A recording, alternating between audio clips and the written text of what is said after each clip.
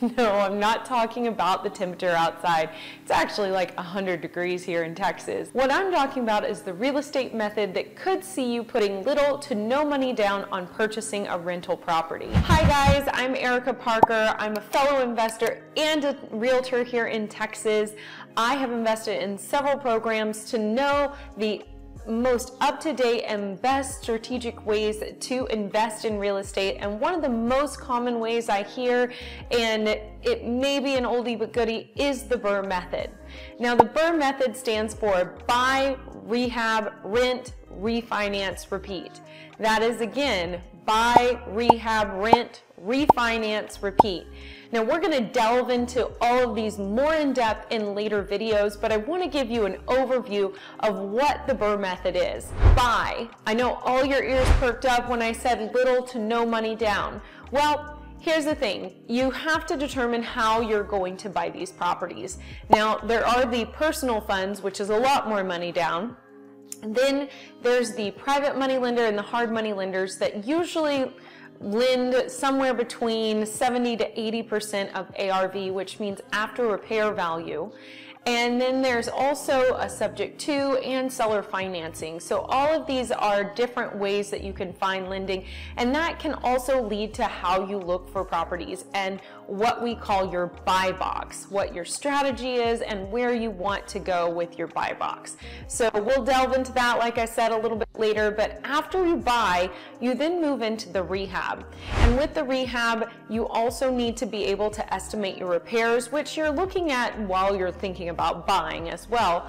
But you've got to estimate your repairs. You've got to develop your scope of work where you want to get it to rent ready, not necessarily sale ready. So rent ready is not going to be as in depth of a rehab as a sale ready property would be.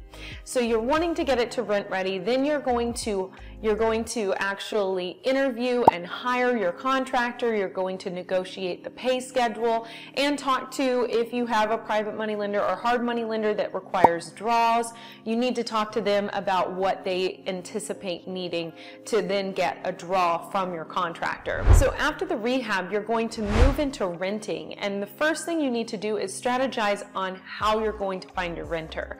You could either for rent by owner, or you can actually go into hiring a realtor or a property management company. Now, if this is your first rental or a couple of rentals in, I would say either do it yourself or find a realtor.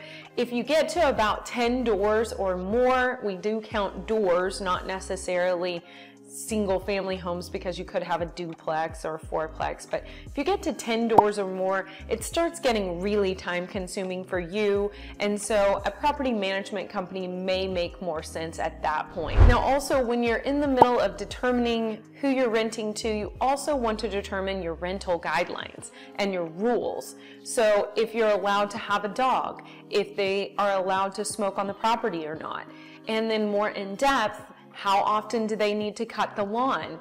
Is there some rules for the HOA that you need to provide to them as well?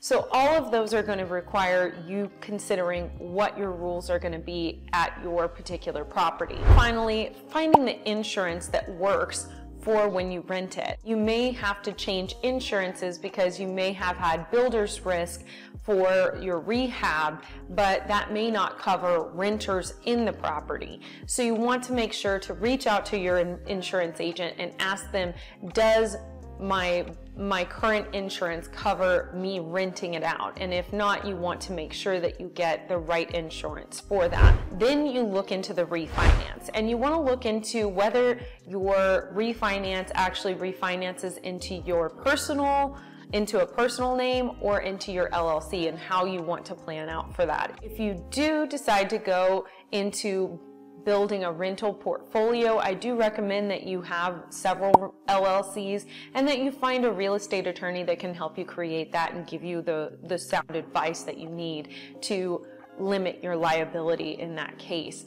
But when you're looking at the actual refinance, if it's a personal loan, they're going to look at your personal income. If it's an LLC loan, they're likely going to look at the debt service coverage ratio, which means how much of the rent covers the mortgage. So say you have a $2,000 rental income and the PITI, which is the principal, interest, taxes, and insurance that are going to be paid every month, is $1,500.